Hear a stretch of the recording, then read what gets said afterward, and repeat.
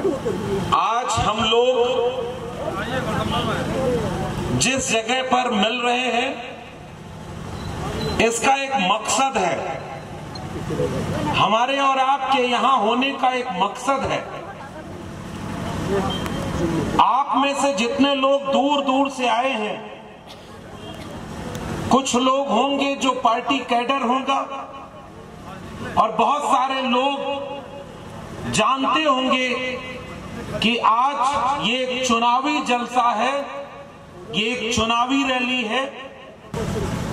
तो बहुत सारे लोग इस बात से वाकिफ होंगे कि हम सब लोग जब यहां इकट्ठा हुए हैं तो उसका एक मकसद है और साफ मकसद है। वो मकसद ये है कि आपके विधानसभा के इलाके में हक और अधिकार की बात करने के लिए, नौजवानों को शिक्षा और रोजगार मिले इसके लिए, और किसी के साथ कोई मान सम्मान और प्रतिष्ठा से छेड़खानी करे तो उसके खिलाफ उसका माकूल जवाब देने के लिए जो सबसे मजबूत दावेदारी हो सकती है कॉमरेड राजकुमार जी की, हम उनके साथ खड़े होने के लिए आपके सामने यहां इकट्ठा हुए हैं। तो इस बात को बचा लेना, मैं आपसे केवल एक गुजारिश करके जा रहा हूं, अपने विधायक ऐसे चुनना जो आपकी विधानसभा बचाने के साथ इस मुल्क का आईन बचा ले, इस देश का संविधान बचा ले और इस देश के गरीब कमजोर आवाज बचा ले। इसलिए ऐसा फैसला लीजिएगा। आपको फैसला लेने के वक्त केवल इस बात का हिसाब करना है साथियों, आपके राज्य में एक मुख्यमंत्री को जेल में डाला गया। बताओ, इस देश में जिनको जेल में जाना चाहिए वो सब बेल पर घूम रहे हैं और हमारे यहाँ तो बहुत सारे लोगों को जेल हुई। मैं तो कॉमरेड राजकुमार जी के लिए समर्थन में आया और मुझे पता चला कि ये संघर्षों की जमीन, लाल झंडे के साथ संघर्ष किसका है, किस बात की कुर्बानी झेलनी पड़ी इन्हें, किस बात की लड़ाई इन कॉमरेड साथियों ने आपके लिए लड़ी है। गांव में किसी गरीब की खेत को, इस पैगाम को गांव गांव पहुंचाना आपकी जिम्मेदारी है कि 20 तारीख को जब ईवीएम की बटन दबे तो 7 नंबर की बटन इतनी जोर से बोले जिसकी आवाज रांची ही नहीं दिल्ली तक सुनाई देनी चाहिए। बताओ, आप हमारा साथ दोगे कि नहीं? बताइए, ये बटन उतनी मजबूती से दबेगी कि नहीं? अब मैं आखिर में, चूंकि हम लोग को आगे भी जाना है और अभी कॉमरेड भी बोलेंगे, अब आखिरी में कुछ और सवाल आपसे पूछना चाहता हूं। बताइए, इस देश में आज की तारीख में सबसे बड़ा झूठ बोलने वाला कोई व्यक्ति है, पहचानते हैं उसको? जोर से बोलिए, पहचानते हैं कि नहीं? नाम लेने की जरूरत है? अब मैं जब से यहां आया हूं तब से पता चला कि उनका ही फोटोकॉपी आदमी यहां भी आ गया। आया कि नहीं? आपने कहा कि भाई आप कभी बीजेपी के साथ नहीं जाएंगे। ऐसे लोगों को पहचानने और सबक सिखाने की जरूरत है कि नहीं? तो लोकतंत्र में सबक कैसे सिखाया जाता है? वोट से सबक सिखाया जाता है। इस देश में आदमी और आदमी को बांट दिया गया था। अगर तुम दलित हो तो खटिया पर बैठोगे नहीं, अगर तुम दलित समाज से आते हो तो तुमको शिक्षा नहीं मिलेगी। और आज वो सब नारा लगाते हैं कि बटोगे तो क्या क्या करोगे। आज बराबरी किससे मिली है? राजकुमार यादव। आज बराबरी मिली है तो लड़ने वालों से मिली है, उसी में सब आगे की नहीं। तो जो लड़ के बराबरी दिलाया, जो लड़ के अधिकार दिलाया, सम्मान दिलाया, अगर उसको मजबूत नहीं करेंगे तो बताओ लड़ने वालों का हौसला टूटेगा कि नहीं? और लूटने वाला लूटेगा कि नहीं? तो बताओ, आप लूटने देना चाहते हो?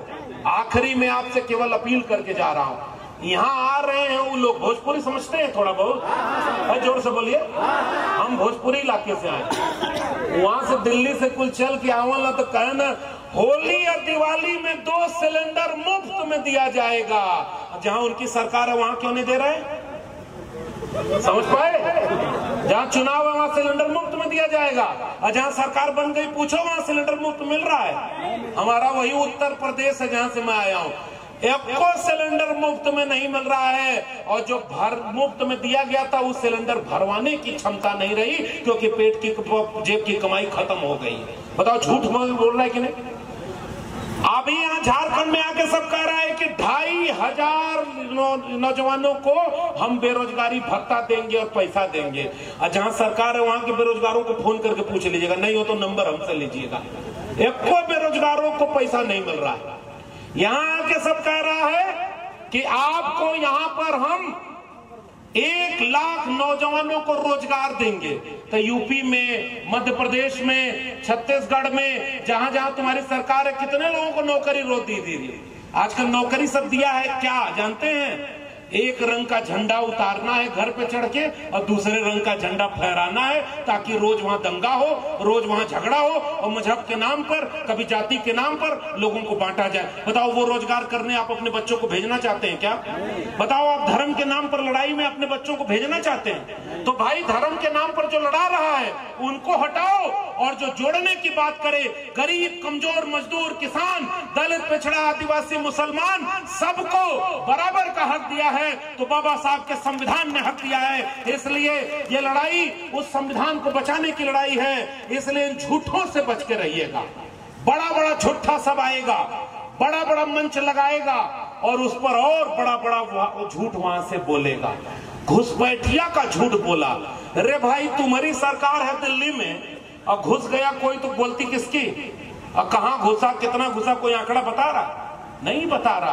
केवल लड़ जाओ आपस में, बट जाओ आपस में, इसके लिए वो कहने आए हैं। इसलिए मैं उम्मीद करता हूं कि राजधनवार की जनता इस बार अपना हिसाब लेगी। और हमें पता है कॉमरेड राजकुमार एक बार पहले भी उनको हरा चुके हैं। समझ गए कि नहीं किसको हरा चुके हैं? हरा चुके हैं ना? जोर से बोलिए। यहीं से हराए थे, यहीं से हराए थे ना? दोबारा हराएंगे? जोर से बोलिए। पिछली बार से ज्यादा वोट से हराएंगे। हम तो ये आपसे अपील करने आए हैं, राजधनवार के लोगों, गरीब किसान लोगों, मजदूर लोगों, दलित, पिछड़े, आदिवासी, मुसलमान लोगों, हर धात के श्रम करने वाले लोगों, कभी भी किसी बहकावे में मत आना।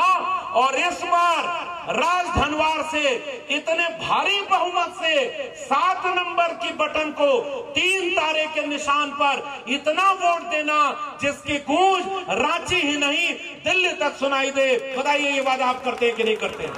इसलिए अब मैं आपसे ज्यादा वक्त नहीं लेकर के आपकी उस उम्मीद पर कि देश बचेगा तो जाति और धर्म भी बचेगा, और देश बचेगा तब जब संविधान बचेगा।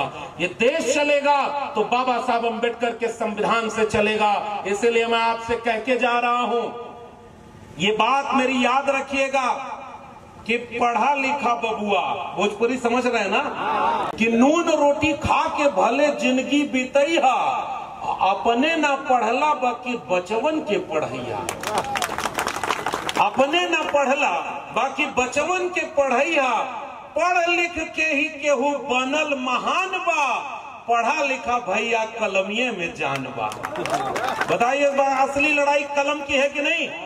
और कलम की लड़ाई लड़ने वाला कौन है?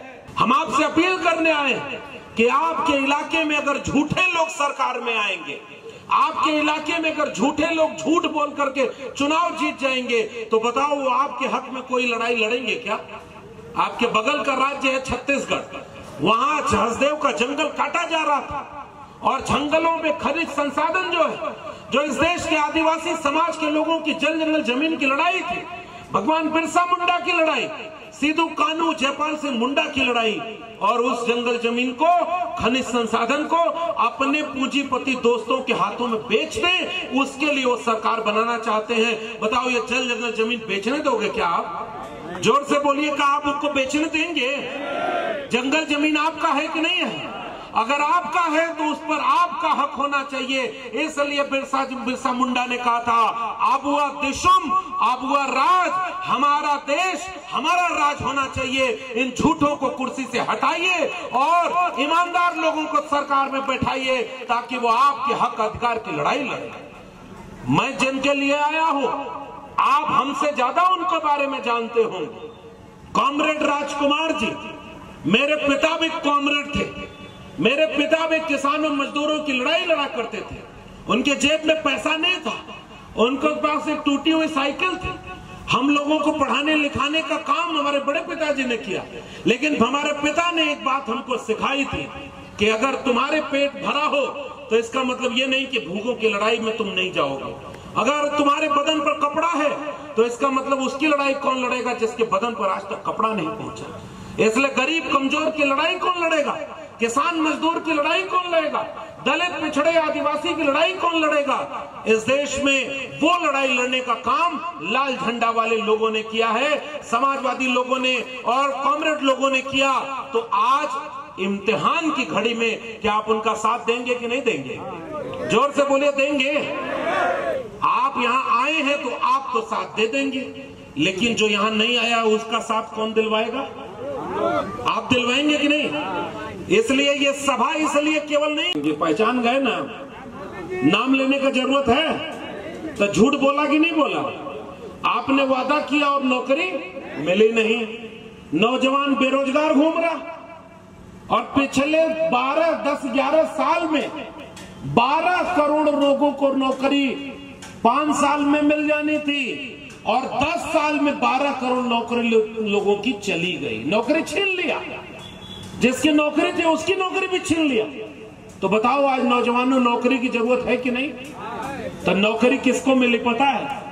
जो उनकी सामने सजदा कर ले, झुक जाए। लेकिन हम जैसे लोगों को पता है इस पूरे इलाके में, आप सब जानिए कि हम यहां पर क्यों आए। सवाल केवल नौकरी का नहीं, सवाल उस झूठ का है जो इस देश के नौजवानों से बोला गया था।